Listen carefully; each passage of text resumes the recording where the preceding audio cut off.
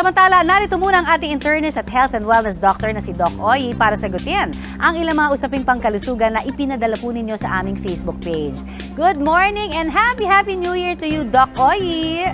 Good morning at Happy New Year din po sa ating mga kapuso na nakatutok ngayong umaga. First question for you, Doc, mula kay Maribeth Arpon. Forever na raw ba ang epilepsy?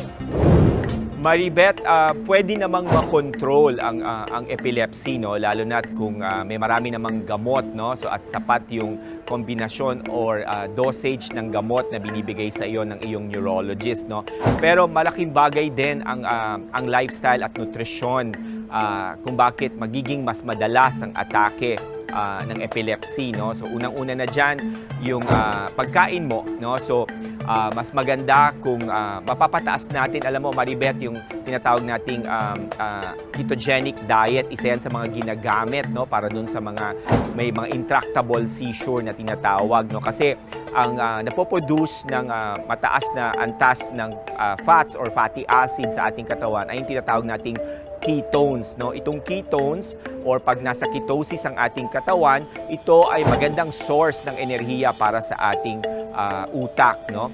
Ganon din ang lifestyle, pagka erratic ang iyong pagtulog, no, o kaya kulang ka sa tulog or madalas ka nagpupuyat, isa din ito sa pwedeng mag-trigger na kahit meron ka ng maintenance na gamot para sa seizure o sa epilepsy, ikaw pa rin ay maaari magkaroon ng atake, no? So kaya importante yung regular at sapat na oras ng ating pagtulog. Next question, tanong naman ni Crisanta. Safe ba daw ang mga decaf or no sugar na soft drinks para sa mga may diabetes?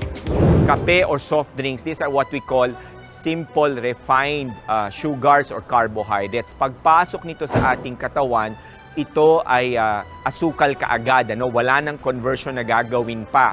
At ito ang magiging dahilan kung bakit bigla ding magsasurge ang insulin o pag-release ng insulin ng iyong pancreas, no?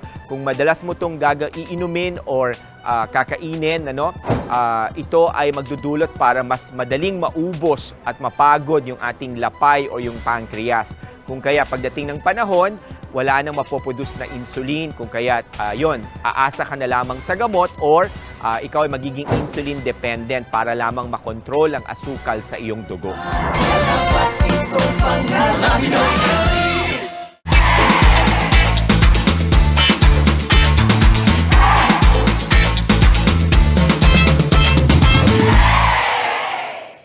Maraming salamat sa pagtutok sa Pinoy MD. Para po sa iba pang kaalaman tungkol sa ating kalusugan, mag-subscribe na sa GMA Public Affairs YouTube channel. And of course, don't forget to hit the bell button for our latest updates.